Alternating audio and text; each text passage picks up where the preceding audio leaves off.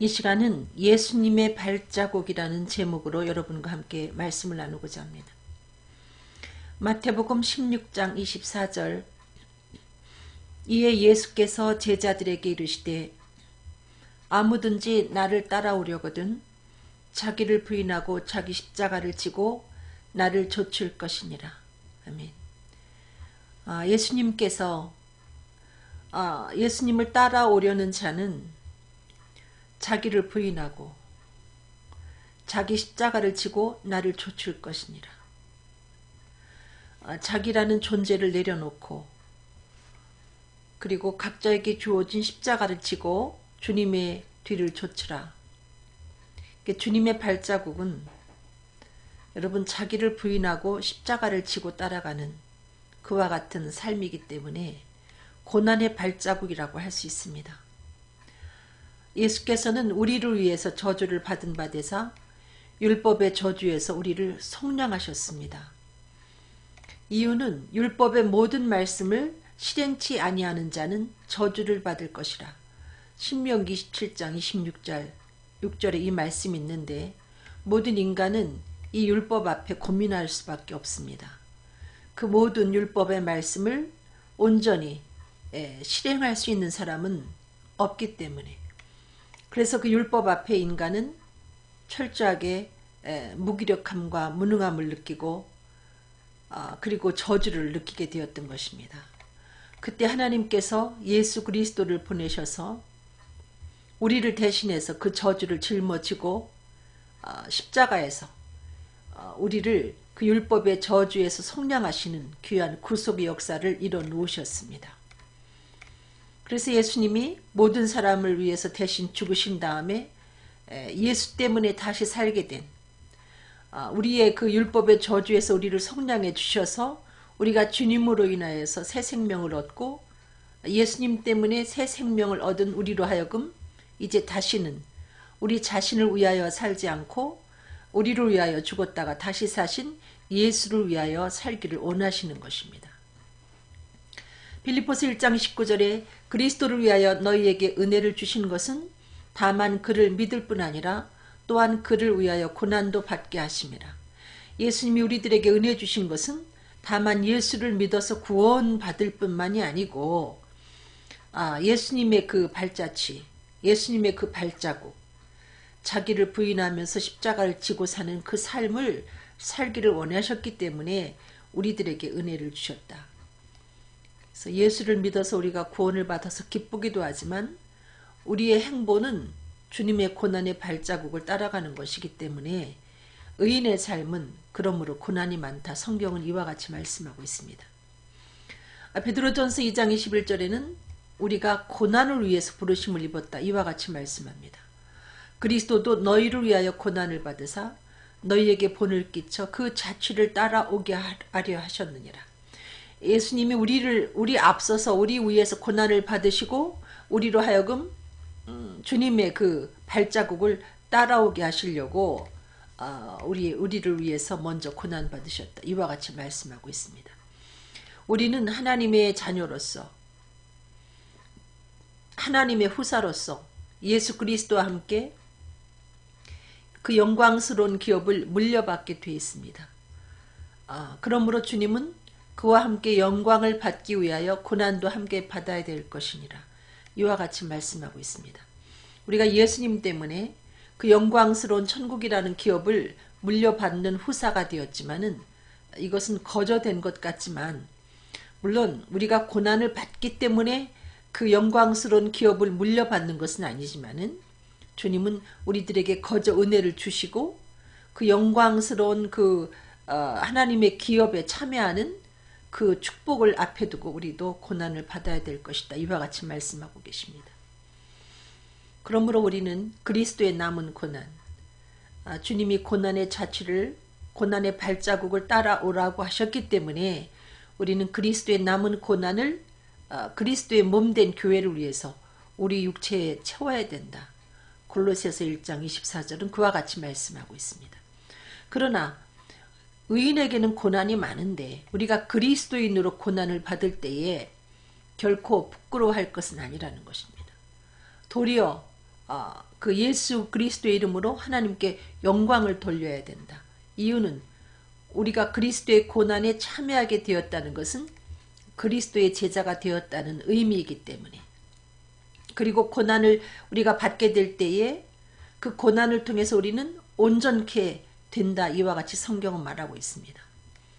사도 바울이 여러 유형의 고난을 받았지만은 그가 고난을 통해서 배운 것은 여러 유형의 사람의 그 모양에 처할 수가 있게 되었기 때문에 여러 종류의 다양한 종류의 사람들을 구원할 수 있는, 그들에게 다양한 모양으로 구원의 복음을 전할 수 있는 그와 같은 계기가 되었기 때문에 오히려 고난받은 것이 유익인 것을 알 수 있습니다.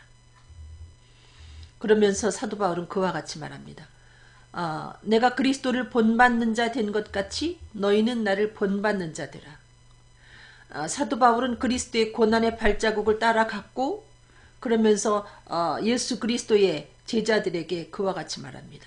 나도 그리스도를 본받았으니 너희도 그 주님의 발자국을 따라오라. 그의 생애에 있어서 그 사도로서의 삶은 너무나 고달팠는데, 고린도후서 11장 27절에 또 수고하며 애쓰고 여러 번 자지 못하고 줄이며 목마르고 여러 번 굶고 춥고 헐벗었노라. 그리스도의 제자의 삶은 화려한 것이 아니라 이처럼 수고하고 애쓰고 여러 번 자지 못하고, 여러분 그 주거 환경도 열악했던 것을 알 수 있습니다.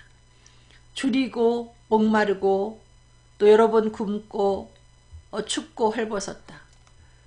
주님의 삶이 이와 같이 목마르고 굶고 춥고 헐벗은 삶이었기 때문에 수고하고 애쓰고 여러 번 자지 못한 주님의 발자국이었기 때문에 사도 바울도 주를 본받는 삶이, 다시 말하면 예수님의 발자국을 쫓아가는 삶이 이와 같이 고달팠다는 것입니다.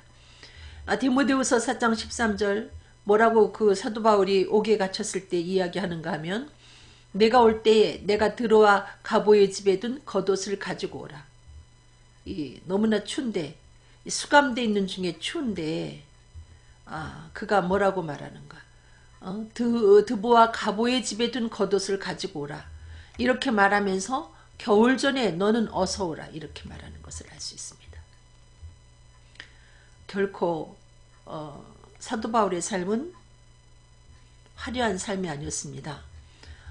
사도행전 28장 30절에 보면 사울이 복음 전하는 그 환경을 이야기하고 있는데, 사울이 온 이태를 자기 셋집에 유하며 뭐 자기 집이 아니고 뭐 자기 별장이 아니고 자기 셋집에 유하며 자기에게 오는 사람들에게 그들을 영접해서 복음을 전한 것을 알 수 있습니다.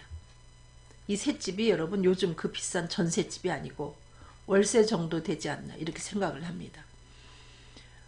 그러면서 사도 바울은 고린도후서 6장 10절에 근심하는 자 같으나 항상 기뻐하고 가난한 자 같으나 많은 사람을 부유하게 하고 아무것도 없는 자 같으나 모든 것을 가진 자로다.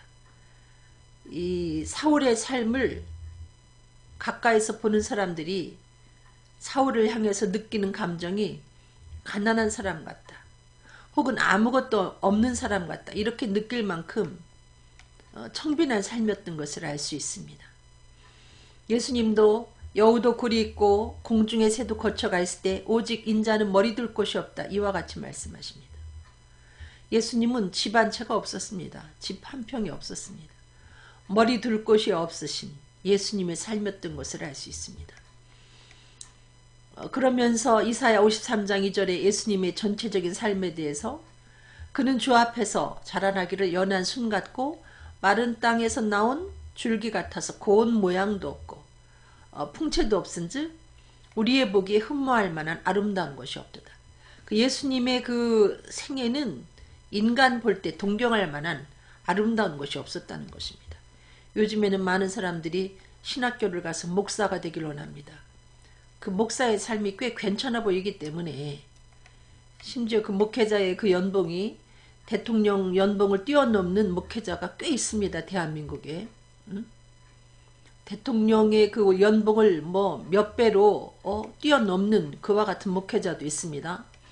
그렇기 때문에 많은 사람들이 볼 때 목사는 그야말로 사자 들어가는 직업 중에 하나다 생각할 만큼 화려하게 보는 경우가 있는데, 물론 대한민국의 목회자 중에 한 뭐 85% 혹은 90%는 상당히 청빈한 삶을 살고 있는 줄로 압니다만은, 우뚝우뚝 솟은 그와 같은 교회의 목회자들은 정말 대통령 연봉을 훨씬 뛰어넘고 마치 기업의 총수와 같이 많은 돈을 가져가기 때문에, 사례비를 가져가기 때문에 이와 같이 그것을 보고 오, 목회자 할만하네 하면서 그 흠모할 만한 목회자의 삶을 바라보면서 추구하지만은, 이것은 분명히 주님의 발자국을 따르는 삶이라 볼 수가 없습니다.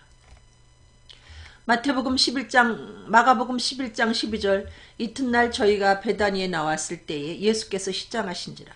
그래서 예수님은 그 무화과 나무가 제철도 아님에도 불구하고 너무나 배고프신 나무지 무화과 나무 앞에 서서 열매를 구하다가 없으니까 예수님이 좀 마음이 상하셨죠. 또 예수님의 제자들, 주님과 동행하는 예수님의 제자들은 너무나 시장에서 안식일에 밀밭 사이로 지나다가 누구네 밀밭인지 알지도 못하면서 그 밀 이삭을 잘라서 먹었습니다. 그것이 또 안식일에 먹었다 해서 문제가 생겼는데, 이와 같이 청빈한 삶이었던 것을 알 수 있습니다. 또 예수님이 그 많은 군중들이 주님을 쫓아서 복음을 듣고 말씀으로 가르침을 받을 때에 그들이 며칠 동안 제대로 먹지 못해서 너무나 시장했는데, 그때 어떤 사람이 여기 떡 5개와 물고기 2마리가 있다 하면서 내어놓았습니다. 여러분, 예수님을 따르는 그 무리들의 삶도 여러분 초라했습니다. 예수님의 삶도, 예수님의 제자의 삶도, 또 예수님을 따르던 그 군중의 삶도 가난했습니다. 여러분, 예수님은 그 12 제자들을 파송하시면서 전대나 주머니나 신을 가지지 말며 이렇게 말합니다. 돈주머니 차고 다니지 마라. 또 뭔가를 넣으려고 이렇게 큰 뭐 망태기 이런 가방을 가지고 다니지 말라. 이와 같이 당부하신 것을 알 수 있습니다. 근데 많은 사람들이 요한 3서 1장 2절에 있는 말씀, 내 사랑하는 자여 내 영혼이 잘됨 같이 내가 범사에 잘되고 강건하기를 내가 간구하노라. 이 말씀을 잘못 해석해서 오용하는 사람들이 많이 있습니다. 마치 우리가 예수를 그리스도로 믿어서 구원받은 하나님의 자녀가 될 때에 우리의 영혼이 잘됐기 때문에 범사가 잘돼서 그야말로 부자가 되고 뭐 강건하고, 예수 믿는 사람들은 아프면 안 되고, 가난하면 그것은 영혼이 잘못돼서 그렇고, 이렇게 해석하는 분들이 계시지만은, 이 말씀을 여러분이 유의해서 보시면 내 영혼이 잘된 것 같이 범사가 잘되고 강건하기를 원한다, 이와 같은 의미지, 내 영혼이 잘되면 반드시 범사도 잘되고 강건해진다, 이와 같은 해석이 아니라는 것을 여러분이 기억하셔야 됩니다. 여러분, 분명히 영혼이 잘된 사람은 다메섹 도상에서 폭풍 같은 성령을 받은 사울이었습니다마는, 사울이 바울로서 살 때에 그 바울의 삶을 여러분 돌아보십시오. 여러분이 과연 그 바울의 삶을 보고 범사가 잘됐다, 강건했다 이렇게 말할 수가 있습니까? 그는 자기 몸에서 떠나기를 간절히 3번이나 기도할 만큼의 가시를 갖고 있었고, 육체의 가시를 갖고 있었고, 그리고 너무나 굶주리고 헐벗고 죽을 만큼 고생을 많이 했습니다. 매도 수없이 맞고, 그의 영혼이 잘못되어서가 아니라 잘못되었기 때문에가 아니고 예수 그리스도의 발자국을 쫓아가는 삶이 그와 같았다는 것입니다. 이 정말 기복적인 신앙을 우리가 그 가르침을 받고 이때까지 왔고, 지금도 그와 같은 잘못된 것을 가르치는 그와 같은 사람들이 있고, 이건 분명히 주님이 우리들에게 알려주신 이 복음과는 배치된다는 것을 여러분이 기억하시길 바랍니다. 예수님은 그렇게 말씀하셨습니다. 한 사람이 두 주인을 섬기지 못한다. 혹 이를 사랑하거나 혹 이를 미워한다. 그래서 하나님을 섬기는 사람들이 재물을 옆에 둘 때 이 하나님과 재물을 겸하여 섬기지 못하기 때문에 그들이 반드시 그들의 마음이 이 재물 쪽으로 치우칠 수 있다. 이것을 경계하셨다는 것입니다. 누가복음 12장 21절에 자기를 위하여 재물을 쌓아두고 하나님께 대하여 부여치 못한 자가, 여러분 자기를 위하여 재물을 쌓아두면 당연히 하나님하고는 멀어진다는 거죠. 하나님을 위해서 쌓아놓는 게 없게 돼 있습니다. 이 재물이 자기에게 성벽처럼 느껴지기 때문에. 그래서 예수님은 재물 있는 사람이 하나님 나라에 들어가기가 심히 어렵다. 여러분, 이유는 이 재물이라는 것은 그 사람에게 있어서 이 재물이 자기 의지가 되고 자기의 그 성벽과 같은 대단한 힘의 존재가 되기 때문에, 그래서 그는 그 재물의 풍부함을 의지하고 그는 다른 것을 필요로 하지 않습니다. 구원자 예수 그리스도를 필요로 하지 않습니다. 이 가난한 자는 간절한 말로 구원자를 구한다면, 부자는 예수 그리스도께서 그의 마음의 문을 놓고 해도 엄한 말로 대답하게 돼 있다는 거죠. 잠언 18장 23절에 가난한 자는 간절한 말로 구하여도 부자는 엄한 말로 대답한다. 여러분, 그래서 부자가 천국 가기가 힘든 겁니다. 그는 구원자의 필요성을 느끼지 않습니다. 그 자기가 갖고 있는 그 재물이 그에게 있어서 견고한 성과 같은 성벽처럼 느끼기 때문에 아무런 불안함도 느끼지 않고 부족함도 느끼지 않고, 그것이 신이 되기 때문에 그들은 구세주 예수 그리스도를 찾지 않습니다. 예수님은 우리들에게 그와 같이 말씀합니다. 정함이 없는 재물에 소망을 두지 말라고. 이 재물이라는 것은 날개 달린 새처럼 우리에게서 날아가게 되어 있는데, 여기에 소망을 두지 말고 모든 것을 후회해 주시고 누리게 하시는 하나님께 소망을 두라. 이와 같이 말씀하고 계십니다. 그러나 많은 사람들이 재물을 많이 갖고 있으면 이 모든 것을 후회해 주시고 누리게 하시는 하나님을 찾지 않습니다. 그래서 어떤 사람이 자기가 나름대로 계명을 열심히 지켰는데 마음속에 구원의 확신이 없자 예수님께 와가지고 질문합니다. 내가 어떻게 하여야 구원을 얻으리까? 그 계명 지켰냐? 다 지켰다. 예수님이 그에게 말씀하시기를, 내가 온전하고자 할진대 가서 내 소유를 팔아서 가난한 사람들에게 주라. 이와 같이 말씀합니다. 여러분, 이 부자 청년이 구원의 확신이 들지 못한 이유는 그가 구원의 확신이 없기, 다시 말하면 그가 구원을 받지 못했기 때문에 그는 이 재물을 나누지 못한 것입니다. 요한일서 3장 17절에 누가 이 세상 재물을 가지고 형제의 궁핍함을 보고도 도와줄 마음을 막으면 하나님의 사랑이 어찌 그 속에 거할까 보냐. 여러분, 그 정말로 예수를 영접해서 그 안에 성령이 거하면 그 속에 하나님의 사랑이 있으므로 어떤 형제가 궁핍할 때 그것을 보고 가만히 있질 못한다는 거죠. 자기 재물을 나누게 돼 있습니다. 그런데 예수를 영접했다고 하면서도 여전히 재물을 움켜잡고 있다면 미안하지만 그는 그 안에 사랑의 영인 그리스도 영이 거한다고 볼 수 없습니다. 그렇기 때문에 움켜잡는 것입니다. 신명기 15장 7절로 8절, 내 하나님 여호와께서 내게 주시는 땅 어느 성읍에서든지 가난한 형제가 너와 함께 거하거든 그 가난한 형제에게 내 마음을 강팍해 하지 말며 내 손을 움켜쥐지 말고. 아셨습니까? 가난한 형제가 옆에 살면 마음을 강팍하게 하고 못 본 채 하지 말고 움켜쥐지 말고 손을 펴서, 성경은 뭐라고 가르치느냐? 하나님은 그 요구하는 대로 쓸 것을 넉넉히 주라. 여러분, 그리스도인들이 예수 그리스도의 마음을 품고 이와 같이 산다면 어떻게 부를 축적할 수가 있겠습니까? 하나님의 교회가 엄청나게 화려한 교회를 짓고 마치 바벨탑을 쌓듯이 서로 경쟁하면서 화려하고 참으로 웅장한 교회를 짓는데, 여러분 주변에 지천에 가난한 형제와 가난한 사람들이 깔려 있는데 예수 그리스도의 마음을 품고 사는 그와 같은 하나님의 사람들이라면 어떻게 그렇게 많은 부를 쌓아서 그 엄청난 정말 그 백악관을 제가 안 가봤습니다마는 백악관이 그렇게 화려할까? 이런 교회를 지을 수 있습니까? 신명기 15장 11절, 땅에는 언제든지 가난한 자가 그치지 아니하겠으므로 내가 내게 명하여 이르노니 너는 반드시 내 경내 내 형제의 곤란한 자와 궁핍한 자에게 내 손을 펼치니라. 하나님 우리가 사는 동안에 아무리 그 사회보장제도가 잘 돼 있고 국민소득이 높은 나라도 가난한 자는 함께 공존하게 돼 있습니다.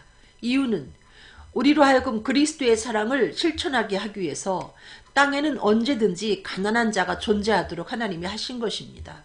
그래서 우리는 우리 격내에 있는 가난한 형제에게, 곤란한 자에게 반드시 손을 펴게 하나님은 요구하신다는 것이죠. 그 많은 가난한 자를 두고 우리가 손을 펴지 않는다면 어떻게 우리가 하나님의 사람이라고 볼 수 있겠습니까? 영생을 얻었다고 어떻게 말할 수 있겠습니까? 천국에 소망이 있는 사람이라면 하나님의 뜻을 따라 이 마음이 동해서 이 가난한 자를 보면 자기의 것을 풀어서 주지 아니하면 견딜 수 없을 것입니다. 그런데도 이 가난한, 곤란한, 궁핍한 형제를 보고 마음이 동하지 않는다. 그 속에 그리스도 영이 없기 때문에. 이 한 부자 나사로가 있지 않았습니까? 그런데 그 부자가 아니라 참 이 나사로라는 가난한 사람이 있었고 이 부자가 있었는데 이 부자는 자색 옷과 고운 베옷을 입고 날마다 호화로 연락을 했습니다. 그야말로 럭셔리한 삶을 살았는데 나사로라 이름하는 거지가 그 부자의 대문에 누워서 너무나 몸이 아파서 누워서 있는데도 이 부자는 제대로 된 음식을 공급하지 않고 이 나사로는 그 부자의 상에서 떨어진 것을 갖다가 주면 그것을 먹고 그 부자의 대문 앞에서 살다가 죽었겠지요. 근데 이 부자가 왜 이렇게 불쌍한 나사로를 보고 따뜻한 음식을 대접을 못하고 그렇게 화려한 삶을 살면서도 자기 상에서 떨어지는 부스러기를 먹게 했는가? 이유는 그 속에 그리스도 영이 없었기 때문에, 그는 하나님을 알지 못했기 때문에, 그에게는 선한 눈이 없기 때문에, 그래서 결국은 어떻게 합니까? 천국 갔을 때 아브라함이 가로되 예 너는 살았을 때 내 좋은 것을 받았고 나사로는 고난을 받았으니. 여러분, 악인은 살아있는 동안에 화려한 삶을 살게 되어 있습니다. 그리스도인들은 고난을 받게 되어 있습니다. 그리스도인의 삶이 너무나 화려하다. 이거 좀 재고해 볼 필요가 있습니다. 몇 억짜리 3억짜리 벤틀리 차를 타고 목회자가 그리고 정말 11조를 어느 장로가 보니까 11조를 1,000만 원씩 그 교회 담임 목사가 1,000만 원씩 내는 걸 2번을 그 헌금 계수하면서 봤다는 얘기입니다. 도대체 어떻게 해서 그 1,000만 원이라는 11조를 2번씩 낼 수 있었는지, 그것이 사례비인지 아니면 어떤 것인지는 알 수 없지만은, 그래서 그 교회 그 장로는 그 이야기를, 그 헌금을 계수하고 어떤 생각을 했냐면, 우리 목사님이 사례비를 한 달에 1억을 가져가나 이렇게 생각했는데, 그것은 오해일 수도 있고 아닐 수도 있습니다만은 이거 문제 아닙니까? 대통령의 연봉이 2억인데 그럼 얼마나 많은 사례비를 가져가는 겁니까? 여러분, 있을 수가 있습니까? 그 가난한 교회에서. 잠언 22장 9절에 뭐라고 말하는가 하면은 선한 눈을 가진 자는 복을 받으리니 이는 양식을 가난한 자에게 주민이라. 여러분, 선한 눈을 갖지 못했기 때문에 움켜잡는 것입니다. 목회자도. 여러분, 손을 펴지 않고, 가난한 교회가 그렇게 많이 있음에도 불구하고 손을 펴지 않고 움켜잡고 이 독식한다는 것은, 여러분, 어떻게 그 사람이 선한 눈을 갖고 있는 사람이라고 볼 수 있겠습니까? 의인은 가난한 자의 사정을 알아주나 악인은 알아줄 지식이 없다. 여러분, 의인은 가난한 사람을 보면 그 사람의 사정을 그냥 알고 마음이 동해서 견딜 수가 없어서 손을 펴게 돼 있습니다. 그러나 악인은 안 통합니다. 의인의 사정이 악인에게는 통하지 않습니다. 우리가 그 그리스도인이라고 말은 그렇게 하고 복음을 전하는 주의 종이라고 말은 그렇게 하지만은 악인처럼 살고 있지 않습니까? 어떻게 그렇게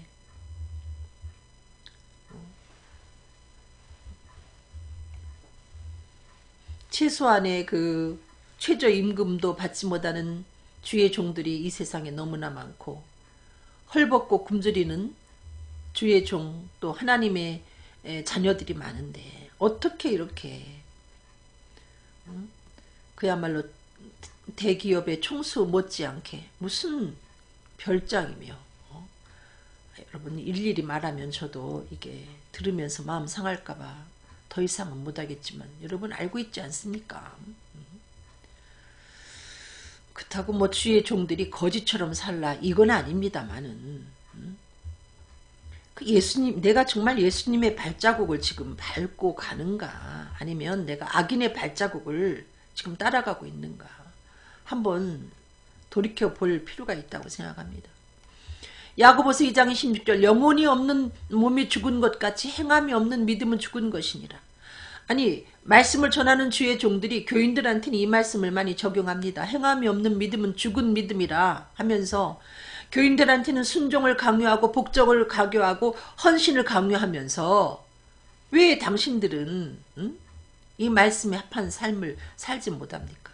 정말 사랑을 행하지 않는 그 믿음은 죽은 믿음인데 왜 복음을 전하는 하나님의 사람들 속에 이 사랑의 행위가 메말라 있느냐 이거죠. 사랑이 있습니까 정말? 사랑을 외치고 사랑의 하나님을 선포하지만은 복음 전하는 하나님의 사람들 속에 사랑이 정말 사랑의 행위가 나타납니까? 나타나지 않기 때문에 지탄을 받는 것이 아닙니까? 그러므로 개신교 교인들이 자꾸 수가 적어지는 거 아닙니까? 마태복음 7장 15절 거짓 선지자들을 삼가라. 물론 참 주의 종들은 지금도 의인의 그 고난의 삶을 살아가면서 정말 애쓰고 수고하고 눈물겹게 복음을 전하고 있는 줄로 압니다. 그러나 거짓 선지자들의 삶은 여러분 그들이 양의 옷을 입고 나오지만은 노략질하는 일이라 노략질하지 않습니까? 노략질이 뭡니까 여러분? 수단과 방법을 가리지 않고 헌금을 강조해가지고 오직 교회가 그냥 교회에 무슨 헌금 봉투가 그렇게 종류가 많습니까? 아마 담임자도 그 헌금 봉투의 그 제목을 다 기억을 못할 것입니다. 마태복음 24장 24절 거짓 그리스도들과 거짓 선지자들이 일어나 큰 표적과 기사를 보이어 할 수만 있으면 택하신 자들로 미혹하게 하리라. 여러분 참 선지자들보다도 거짓 선지자들이 더 요란합니다. 여러분 그 명품의 짝퉁과 진짜 중에 오히려 그 짝퉁이 더 번쩍번쩍합니다. 선지자 주의 종들도 마찬가지예요. 오히려 거짓 선지자들이 교인들을 울렸다 웃겼다 해가면서 큰 표적과 기사를 보인다. 여러분 그 뭐 찬송을 통해서 만약에 교인들한테 감동을 준다. 여러분 찬송 아니라도 요즘에 그 오디션 프로그램 있지 않습니까? 그 아이들이 부르는 그 노래가 얼마나 감동적입니까? 뭐 그거를 아이들이 거기서 그 방청석에 앉아있는 사람들이 들으면서 눈물을 쭉쭉 흘리지 않습니까? 그렇다고 해서 그것이 무조건 성령의 역사라고 할 수 있겠습니까? 여러 가지 그럴듯한 것으로 교인들의 마음을 미혹해 하지만은 그렇다고 해서 그 사람이 참 선지자다. 그렇게 여러분이 확언할 수는 없는 것입니다. 오히려 거짓 선지자들은 칭찬을 받게 되어 있습니다. 모든 사람이 너희를 칭찬하면 화가 있다. 저희 조상들이 거짓 선지자들에게 이와 같이 하였느니라. 오히려 더 그럴듯해 보이고 우리 목사님은 정말 능력의 종이야. 이런 얘기를 듣게 되어 있다는 거죠. 그래서 여러분들이 성경에 있는 말씀처럼 영이 하나님께 속하였나. 내가 섬기는 교회의 목사님이 정말 예수 그리스도를 영접하고 하나님께 속해 있는 종인가. 그 부분에 대해서 기도하면서 살펴볼 필요가 있다는 거죠. 정말 선한 목자인가? 선한 목자는 양들을 위해서 목숨을 버립니다. 그러나 삭구는 목자가 아니에요. 그러므로 양도 자기 양이 아닙니다. 그래서 이리가 오면 양을 버리고 달아납니다. 양이 어려움을 당할 때 양을 구해주려고 하는 것이 아니라 그냥 버려버립니다. 이유는 자기 양이 아니기 때문에 선한 목자가 아니기 때문에 다시 말하면 자기가 복음으로 낯을 않았기 때문에 여러분 거짓 선지자가 할 수 없는 것은 복음을 통해서 그 사람이 구원 얻도록 돕는 일을 못합니다. 여러분, 거짓 선지자는, 사꾼들은 예수 그리스도의 복음을 바로 전하지 못하기 때문에 그들을 통해서 복음으로 물과 성령으로 거듭나는 그와 같은 역사가 교인들 가운데 일어나지 않기 때문에, 자기가 낳은 양이 아니기 때문에 어려움 당하면 그냥 버리고 도망가지 않습니까?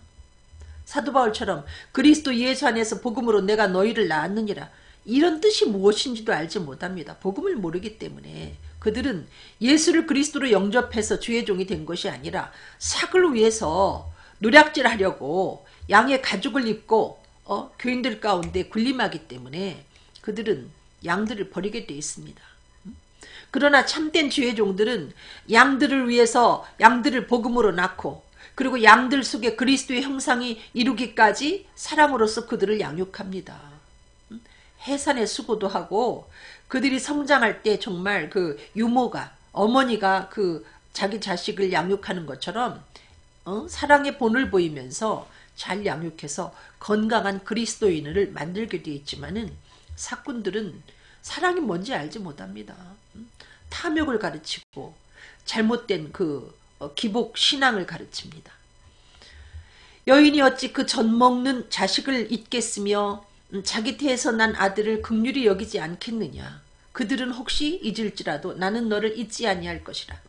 내가 너를 내 손바닥에 새겼고 너의 성벽이 항상 내 앞에 있나니. 자기가 복음으로 낳으면 그 복음으로 낳은 교인을 애지중지 사랑하게 돼 있고 잊지 못합니다. 그래서 그 양이 고통스러울 때 그들의 고통을 함께합니다. 그들의 기쁨을 함께합니다. 그러나 사꾼은 그럴 지식이 없습니다. 돈을 사랑하면 일만하게 뿌리가 된다. 이것을 사모하는 자들이 미혹을 받아 믿음에서 떠나 많은 근심으로서 자기를 찔렀도다. 여러분, 돈 사랑하면 별의별 짓을 다 합니다. 여러분, 그 기업하는 사람들이 돈을 사랑해가지고 그 비자금, 아주 교묘한 방법으로 그 비자금을 마련하는 것처럼, 교회 안에도 목회자라도 돈을 사랑하게 되면, 여러분, 대포 통장인가요? 뭐 이런 거 만들어 놓고 여러 가지 수단과 방법을 가리지 않고 미혹을 받아서 별짓 다 합니다. 여러분, 사기도 치고. 중요한 것은 믿음에서, 믿음이 있는 사람이라도 돈을 사랑하면 죄송하지만 믿음에서 떠나게 되어 있다는 거죠. 그래서 그들이 결국 무엇을 얻게 되는가? 많은 근심으로서 자기를 찌르게 된다. 예수를 그리스도로 영접하고 정말 물과 성령으로 거듭난 주의 종이라도 돈을 사랑하면 하나님이 사랑하기 때문에 매를 테죠. 많은 근심을 그들이 겪게 됩니다. 마치 상한 갈대가 찌르는 것 같은 고통을 겪게 된다는 거죠. 그리고 믿음이 흔들리게 돼 있습니다. 예레미야 5장 31절, 선지자들은 거짓을 예언하며 제사장들은 자기 권력으로 다스리며 내 백성은 그것을 좋게 여기니 그 결국에는 너희가 어찌하려느냐. 이렇게 거짓 선지자들은 자기 방식으로 그냥 휘두릅니다. 하나님의 뜻을 따라서 양들을 치는 것이 아니라 자기 마음대로 자신의 그 수단과 방법을 가리지 아니하고 양들을 끌고 가면서, 또 그 양들은 또 그것을 뭐 아멘 하면서 우리 목사님 최고라고 받아들이는데, 그 결국이 어떻게 되겠느냐 이겁니다. 여러분. 그러니까 여러분, 갑질을 하는 사람도 문제지만 갑질하는 사람 밑에서 아주 열심히 굴복하면서 그 갑을 아주 더 갑질하도록 만드는 그런 사람들도 문제인 것처럼 교회도 마찬가지입니다. 잘못된 주의 종의 횡포도 문제지만 횡포하도록 아첨하면서 박수치는 교인들이 더 문제라는 거죠. 사랑하는 자들아, 영을 다 믿지 말고 오직 영들이 하나님께 속하였나 시험하라. 많은 거짓 선지자가 세상에 나왔습니다. 저도 옛날에는 목사님 하면 다 그 사람들이 주의 종, 참 선지자, 선한 목자 닮으신 예수님처럼, 선한 목자이신 예수님처럼 정말 그들이 구원의 확신을 가지고 성령 체험하고 복음을 전하는 줄 알았습니다. 아닌 사람이 많은 것 같아요. 이렇게 말씀 들어보면 뚱딴지 같은 이야기하고, 이 성령론을 이야기할 때, 또 구원론을 이야기할 때 보면, 아니 저 사람이 지금 무슨 얘기를 하고 있는 거야? 저는 그걸 느끼거든요. 지금 뭐라고 말하는 거야? 머리가 쥐가 날 만큼 어렵게 말하는데 핵심을 제대로 이야기를 못해요. 왜 그런지 압니까? 카피했기 때문에 그들이 성경을 통해서 그 얻은 진리를 전함이 아니고 여기저기서 따다 붙여서 설교를 하기 때문에 자기 것이 아니기 때문에. 예레미야 23장 21절 이 선지자들은 내가 보내지 아니하였어도 다름질하며 내가 그들에게 이르지 아니하였어도 예언하였은즉 하나님이 주시지도 않은 말씀을 하나님께 받았다면서 전하는 그와 같은 사람들이 많다는 거죠. 예레미야 23장 30절에 나 여호와가 말하노라 그러므로 보라 서로 내 말을 도적질하는 선지자들을 내가 치리라. 남의 것을 카피한다는 거예요. 하나님은 주시지도 않았는데 남의 것을 도적질해가지고 하나님이 내게 이런 말씀을 주셨다 하면서 전하는데 대체적으로 사꾼들이 전하는 그 말씀을 보면 영혼 구원에 관한 예수 그리스도의 복음이 아니고 여러분 헌금에 대한 설교가 대체적입니다. 여러분 한 달 설교한 거를 가만히 살펴보면 5주 혹은 4주 중에 그 헌금에 관해서 은근히 강조하는 설교가 거의 한 3개 이렇게 되는 것 같아요. 제가 어느 교회를 살펴보니까 모든 게 다 헌금하고 연결이 되죠. 그러니까 여러분이 사꾼을 잘 분별하기 바랍니다. 사꾼은 절대 사랑을 가르치지 않습니다. 마태복음 23장 23절 화 있을진저 외식하는 서기관들과 바리새인들이여 너희가 박화와 회양과 근처에 11조를 드리되 이 11조는 악착같이 가르치고 각종 헌금은 악착같이 가르치는데 그들이 의와 인과 신은 버렸다. 여러분 정의도 빼놓고 사랑도 빼놓고 믿음도 빼놓고 이건 안 가르칩니다. 여러분 어느 교회에서 제가 성경 공부를 인도했더니 거기에 참석한 어떤 장로가 그 얘기를 합니다. 전도사님 우리 교회에서는 사랑을 가르치지 않는다. 11조는 철저하게 가르치면서 사랑을 가르치지 않는다. 이거 문제 아닙니까? 여러분 너무나 돈 하는 교회는 여러분 떠나야 되는 교회예요. 심지어 어떤 그 부흥 강사라는 사람은 하나님도 돈을 좋아한다. 하나님이 이 천지 만물의 주인이신데 왜 하나님이 돈을 좋아하겠습니까? 본인이 돈을 좋아하니까 그렇게 오해가 됐던 것이지. 여러분 하나님이 돈을 좋아하는 게 아니라 찬양을 좋아합니다. 하나님은 감사와 찬양 이것을 좋아하시죠. 모든 걸 다 갖고 계신 분이기 때문에. 미가 3장 5절 내 백성을 유혹하는 선지자는 이에 물면 평강을 외치나 그 입에 무엇을 채워주지 아니하는 자에게는 전쟁을 준비하는도다. 아셨습니까? 이런 주의종들이 있어요.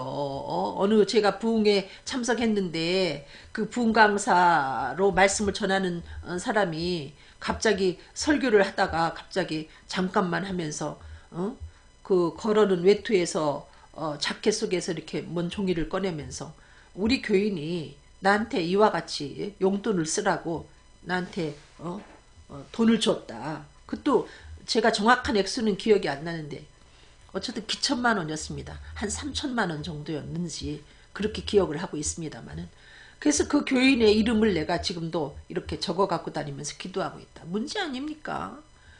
그게 부흥 강사가 할 수 있는 얘기입니까? 여러분 무슨 얘기예요? 교인들을 보고 뭐라는 얘기예요? 나한테도 주의 종한테 이렇게 돈 갖다 줘라. 그럼 니네 위해서 축복을 빌어준다. 이런 얘기 아니에요? 저는 생생하게 들었습니다.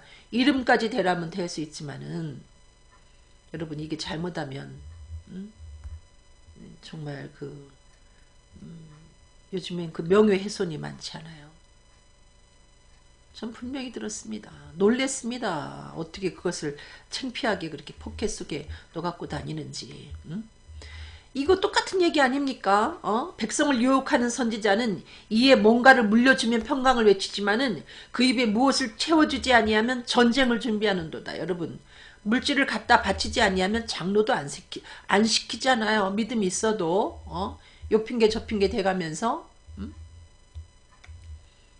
그래서 제대로 이름도 들어보지도 못한 뚱딴지 같은 사람이 어느 날 갑자기 장로가 돼 있고 교인들 보고는 뭐 양해하세요. 장로 될 만한 교인들이 많지만 어쩔 수가 없다. 뭐 이런 식으로 변명이나 해대고 말이죠. 야고보서 2장 2절로 3절 너희가 아름다운 옷을 입은 자를 돌아보아 가로되 여기 좋은 자리에 앉으소서 하고 또 가난한 자에게 이르되 너는 거기 섰든지 내 발등상 아래 앉으라 하면 너희끼리 서로 구별하여 악한 생각으로 판단하는 자가 되는 것이 아니냐. 여러분, 이렇게 차별하는 것은 이것은 악한 것입니다.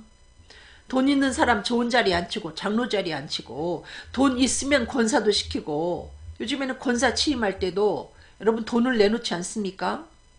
가난한 사람은 권사 투표해가지고 돼도 자기가 사양합니다. 그 돈을 낼 수가 없어서. 말이 됩니까 이게? 아름다운 옷 입은 사람은 좋은 자리에 앉히고 가난한 사람은 뭐라고 말합니까? 거기 섰든지 내 발등상 아래 앉으라. 이 얘기는 완전히 괄시하는 겁니다. 무시하는 겁니다. 이게 바로 하나님 보시기에 악하다는 거죠. 이건 주님이 원하는 삶이 아니에요. 이것은 주님의 발자국을 따라가는 교회가 아니라는 거죠. 이런 교회는 여러분 떠나야 됩니다. 요즘에는 서리 집사를 세우면서도 돈 받는 교회가 있다는 얘기를 들었습니다. 참 있을 수가 없는 이야기죠. 야고보서 2장 5절 6절 내 사랑하는 형제들아 들을지어다. 하나님이 세상에 대하여는 여러분 가난한 자를 택하사 믿음에 부유하게 하셨다. 가난한 자에게는 하나님이 믿음을 부유하게 하셨는데 왜 그 믿음 좋은 사람을 교회 안에서 귀한 자리에 앉혀서 하나님의 일을 힘있게 하도록 하지 않고 왜 그냥 믿음도 없는 사람 부자라고 해서 이렇게 대우를 합니까? 이 가난한 사람은 믿음에 하나님이 부유하게 하셨을 뿐만이 아니고 하나님이 자기를 사랑하는 자에게 약속하신 나라를 유업으로 받게 아니하셨느냐. 하나님의 나라를 유업으로 받는 사람이에요. 이 천국을 그들이 물려받을 엄청난 하나님의 자녀이고 귀한 존재인데 왜 하나님의 교회에서 그들이 괄시를 당해야 됩니까? 여기 이 말씀 뒤에 보면 도리어 가난한 자를 괄시하였도다. 오늘날 교회가 가난한 사람을 괄시하지 않아요. 부자는 너희를 압제하며 법정으로 끌고 가지 않느냐. 여러분 부자 교인 하나 보내주십시오. 그 교인이 와서 교회가 어떻게 됐습니까? 교회를 그냥 완전히 쑥대밭으로 만들어 놓지 않았습니까? 오히려 부자는 믿음이 없는 사람을 장로로 시켜놓으면 여러분 교회가 어려움을 당합니다. 말할 수 없는 곤욕을 치르게 돼 있어요. 그러나 가난한 사람, 믿음에 부유한 그 사람이 요직에 있으면 교회는 평안하고 은혜스럽고 구원의 역사가 계속해서 나타난다는 것입니다. 그들은 영생을 소유한 사람이기 때문에 영생의 복음을 전하는 그 일을 위해서 온전히 헌신하게 된다는 것입니다. 여러분 야곱이 분명히 축복을 받은 사람입니다. 야곱이 자기 아버지를 속여서 그 자기 아버지로부터 축복기도를 받은 사람입니다. 그런데 그 에서는 팥죽 한 그릇 때문에 장자의 명분을 팔고 그 다음에 그 야곱이 자기의 축복을 도적질 해갔기 때문에 축복을 받지 못한 사람입니다. 근데 나중에 에서와 야곱이 만났을 때에 야곱이 자기의 그 모든 소유를 나눠서 이 에서에게 주지요. 그랬더니 에서가 뭐라고 말합니까? 창세기 33장 9절에 내 동생아 내게 있는 것이 족하니 네 소유는 내게 두라. 이미 족할 만큼의 재물을 갖고 있었습니다. 아셨습니까? 여러분 축복이라는 것이 재물이 풍성한 거, 재물이 넘치는 그것을 축복이라고 하지 않습니다. 여러분 그렇게 말하면 안 믿는 사람이 더 예수 믿는 사람들보다 축복을 많이 받았다 할 수 있겠죠. 예수 믿으면 예수 믿는 자들에게 주님이 부자 되세요 하는 게 그리스도교가 아니라는 거죠. 아셨습니까? 생명의 길이 좁다고 왜 말했겠습니까 여러분? 돈 펑펑 쓰고 그 세계의 그 모든 길이 로마로 통하듯이 요즘엔 돈으로 모든 것이 다 통하는데 여러분 돈이 많으면 그게 무슨 좁은 길이 되겠습니까? 흥청망청 그야말로 넓은 길이죠. 누가복음 14장 21절 종이 들어와 주인에게 그대로 고하니 이에 집주인이 노하여 그 종에게 이르되 빨리 시내 거리와 골목으로 나가서 가난한 자들과 병신들과 소경들과 저는 자들을 데려오라. 여러분 교회는 하나님이 가난한 자들, 병신들, 소경들, 저는 자들을 부르시는 데가 초청하는 데가 바로 교회입니다. 근데 요즘에 교회가 너무 럭셔리해요. 그야말로. 너무 눈부셔가지고 어떻게 가난한 교인들이 들어가서 앉겠습니까? 예수님이 그 자리에 가서 앉아 계시겠습니까? 가시방석 같아서 너무 화려해서. 혹은 어떤 교회는 또 가난한 사람, 병신들, 소경들, 저는 자들을 데려다가 그들의 가산을 삼키는 교회가 있습니다. 여러분. 옛날에 그 박태선 있었던 그 신앙촌이 그러했는데 요즘에도 그런 교회가 있어요. 가난한 교인들 데려다가 뭐 건축한다고 할 때 자기네 집 다 그 담보 잡혀서 혹은 세 전세면은 그 전세금을 빼가지고 하나님 앞에 바치라고 하고 그 다음에 교회 다 때려 붓기고 다시 크게 짓고 누가복음 20장 47절에 저희는 과부의 가산을 삼키며 외식으로 길게 기도하니 그 받는 판결이 더욱 중하리라. 과부의 가산을 삼킨다는 거예요. 불쌍한 교인들 데려다가 여러 가지 모양으로 그들의 가산을 삼키는 교회가 있습니다. 본인은 통장 하나 없다고 하고 많은 부를 누리고 있고. 그러니까 여러분 잘 분별해야 된다는 거죠. 저는 궁금했어요. 왜 그 교회가 부자 동네로 갈 수도 있는데 가난한 동네에 저렇게 있나. 나는 목사님이라는 분이 훌륭한 면이 있는가. 아니에요. 예, 정말 병신들, 가난한 자들, 소경들, 저는 자들, 과부 이런 사람들 데려다가 교묘한 방법으로 가산을 삼키고 있는 게 아닌가. 그런 의문이 와요. 이사야 58장 6절로 7절 나의 기뻐하는 금식은 흉악의 결박을 풀어주며 명예의 줄을 끌어주며 압제당하는 자를 자유케 하며 모든 멍에를 꺾는 것이 아니겠느냐. 여러분 남의 어떤 과부의 가산을 삼키는 사람은 어떻게 합니까? 외식으로 길게 기도한다. 그런 사람들이 더 신령해 보여요. 여러분 노략질하는 이리가 오히려 양의 가죽을 쓰고 나타난다니까요. 정말 능력 있는 주의종 같고 생명의 복음을 잘 전하는 주의종으로 의장을 한다는 것입니다. 기도도 길게 오랫동안 많이 하고 매일 꼬박꼬박 기도하는 것 같고. 근데 진실로 기도한다면 어떤 역사가 이루어져야 되느냐. 모든 멍에를 꺾는 역사가 이루어져야 된다는 거죠. 내가 정의에 앞장서야 된다는 겁니다. 어려움 당한 사람들의 입장에 서서 그들의 멍에를 꺾어주는 것이 기도한 사람의 삶이라는 거죠. 그리고 줄인 자를 보면 식물을 나눠주고 기도하는 사람은 그렇습니다. 유리하는 빈민을 보면 자기 집에 드리고 벗은 자를 보면 입히고 또 어려움 당하는 권력을 피해서 숨지 않습니다. 여러분.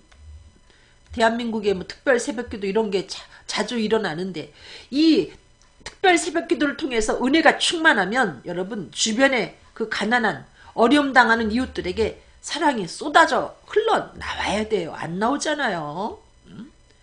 뭐 특별 새벽기도 멋있었다. 영상으로 제작해가지고 그거나 판매하지. 여러분 그렇게 뜨겁게 몇만 명이 혹은 몇천 명이 몰려와서 특별 새벽기도를 했으면 그만큼 사랑이 몇 배가 되는 역사가 주변 사람들을 통해서 나타나야 된다는 거죠. 주변 사람들이 그 사랑을 넘치는 사랑을 느껴야 되는 겁니다. 그게 진정한 기도했다는 증거라는 거죠. 아무리 새벽기도 특별 새벽기도 일주일하고 40일 하면 뭐합니까?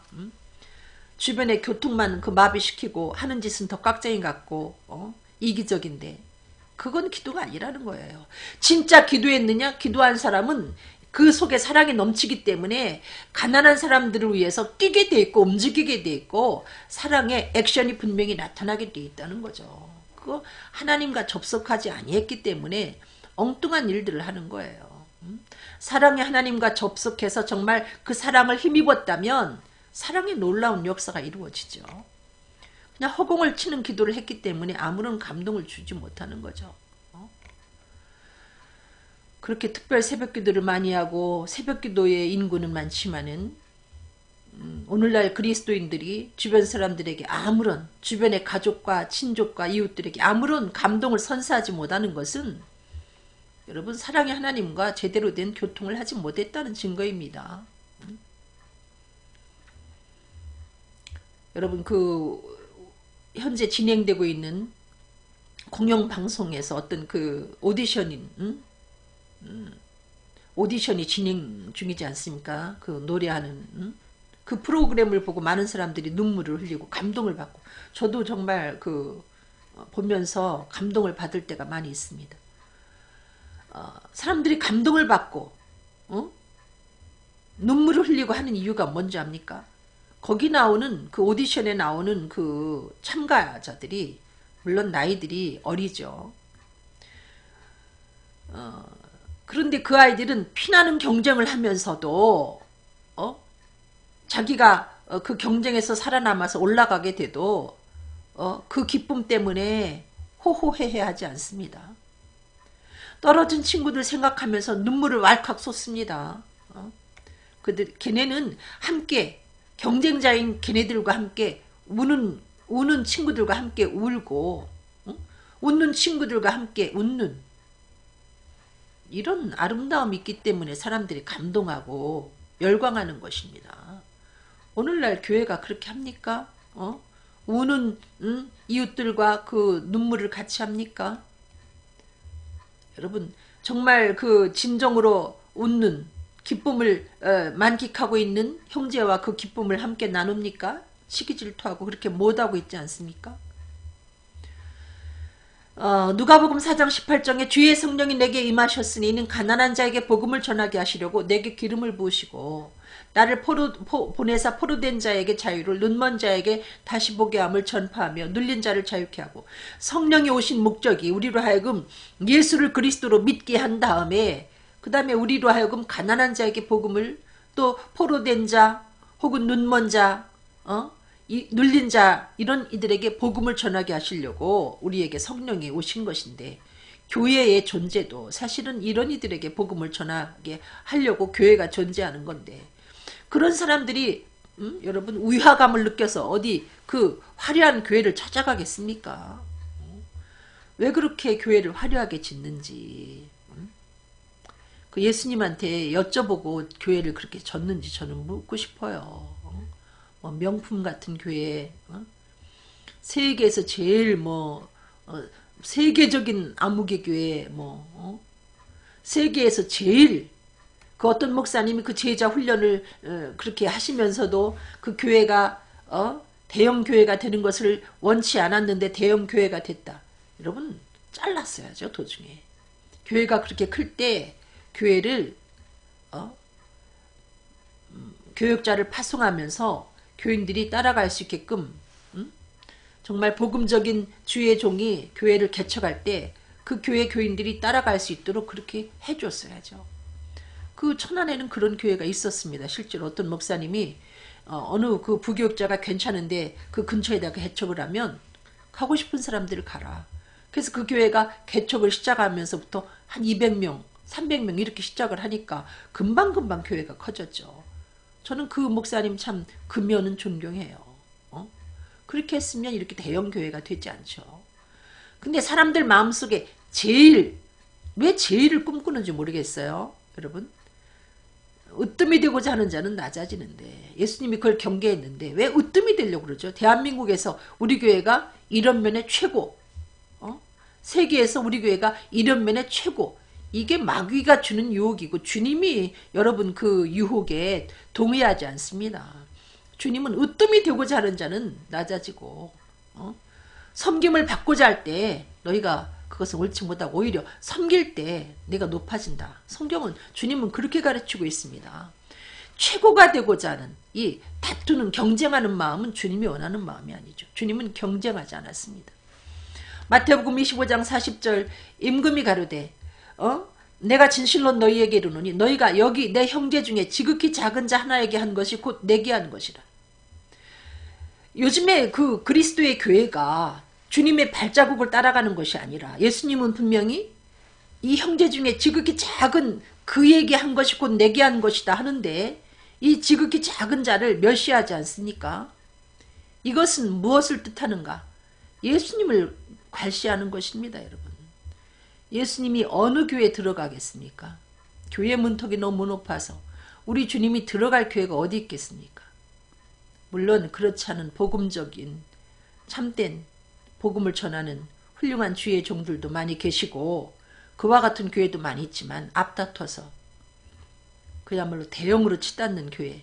저는 정말 주님의 사인을 받고 그런 교회를 짓는지, 아니 우리가 정말 그 집 전세금도 다 털어가지고 사골세로 바꾸면서 하나님 앞에 기도하면서 눈물로 눈물과 피로 교회를, 그 엄청난 교회를 졌는데, 몇천 명 수용할 수 있는 교회를 졌는데, 그 교회가 몇 년도 지나지 않아서 그 교회, 그 엄청난 교회를 때려 붓기고 거대한 교회를 짓는 게 하나님 뜻이다.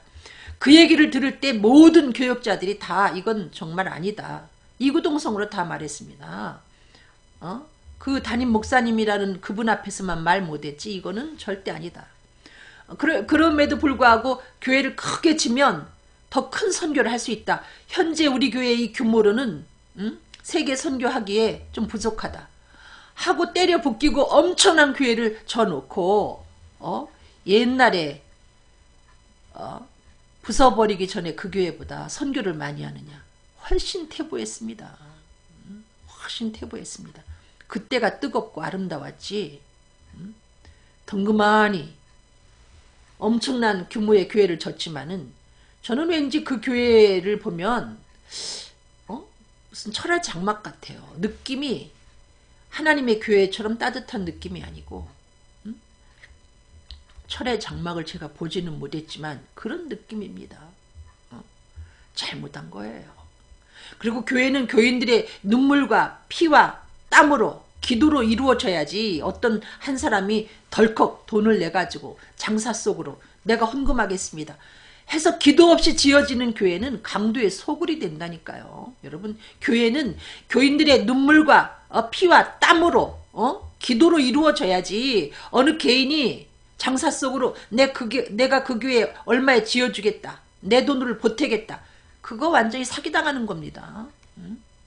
그런 교인이 우리 교회에 와서 교회를 져줬으면 좋겠다. 여러분, 이게 바로 사기당할 수 있는 여지예요. 이런 마음을 갖지도 말아야 돼요. 고린도전서 13장 4절, 사랑은 오래 참고 사랑은 온유하며 투기하는 자가 되지 아니하며 사랑은 자랑하지 아니하며 교만하지 아니하며. 교회 그렇게 멋지게 져놓고 우리 교회 봐라. 아니 저는 아무개 목사님 지금은 돌아가셨지만 저는 그분은 안 그런 줄 알았더니, 그분이 그 남긴 설교, 그 옛날에 남긴 설교를 들어보니까 세계에서 우리 교회를 와서 본다.